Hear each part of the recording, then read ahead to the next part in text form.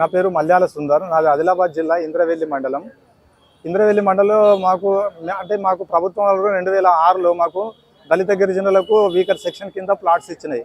అప్పటి నుంచి మేము దాదాపుగా 17 సంవత్సరాలు అక్కడ నివాసం ఉంటున్నాం. అయితే వచ్చిన ప్రాబ్లం ఏంటంటే ఇటు ఇంద్రవెల్లి గ్రామ పంచాయతీ కానీ అటు ఏమైకుంట గ్రామ పంచాయతీ పరిధిలోకి మేము రావడం లేదు. తద్వారా మాకు సంక్రమించాల్సిన అన్ని బెనిఫిట్స్, ఈవెన్ డెత్ సర్టిఫికేట్ కానివ్వండి, బర్త్ సర్టిఫికేట్ కానివ్వండి, ఆధార్ కార్డు కానీ, రేషన్ కార్డు కానీ, ఇంకా ఏమైనా కానీ గవర్నమెంట్ స్కీమ్స్ లాంటి డబుల్ బెడ్రూమ్స్ కావచ్చు, ఇంకా ఏమైనా ప్రభుత్వ పథకాలు మాకు ఏవి దరిచేయట్లేదు. అయితే ఈ విషయం అప్పుడు ఉన్నటువంటి జిల్లా కలెక్టర్ గారికి మరియు ప్రజావాణిలో శ్రీమతి దివ్యదేవరాజన్ గారికి కూడా విన్నవించడం జరిగింది. అయితే ఇక్కడ వచ్చిన చిక్కలు ఏంటంటే అధికారులు డిపిఓ కానీ డిఎల్పిఓ కానీ ఇటువంటి అధికారులు ఏం చేస్తున్నారంటే కలెక్టర్ గారికి తప్పుడు సమాచారం అందించి ఈ రేడియస్లో రాదు, ఇది ఈ పరిధిలో ఉంది, ఆ పరిధిలో అని అనుకుంటే చెప్పుకుంటా జాప్యం చేసుకుంటా మా హక్కులన్నీ సంక్రమింపజేస్తున్నారు. కాబట్టి ఇప్పటికైనా మీరు అందరూ మీడియా పరంగా నేను చెప్పేది ఏంటంటే ప్రభుత్వం వారు కాంగ్రెస్ ప్రభుత్వం మీద ఒక అత్యంచలమైన విశ్వాసం ఉంది, నమ్మకం ఉంది.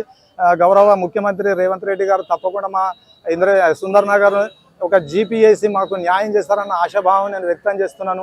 కాబట్టి మీడియా సందర్భంగా గౌరవ ముఖ్యమంత్రి గారు వెంటనే స్పందించి ఈ సుందర్ నగర్ అనేదాన్ని ఒక గ్రామ పంచాయతీగా స్పెషల్గా చేసి దానికి కొన్ని నిధులు కేటాయించినట్టయితే మేము పూర్వం కోల్పోయినటువంటి బెనిఫిట్స్ అన్నీ కూడా మళ్ళీ రాబట్టుకోగలుగుతాం. తద్వారా మేము ఒక మంచి జీవనం లీడ్ చేసే అవకాశం ఉంది.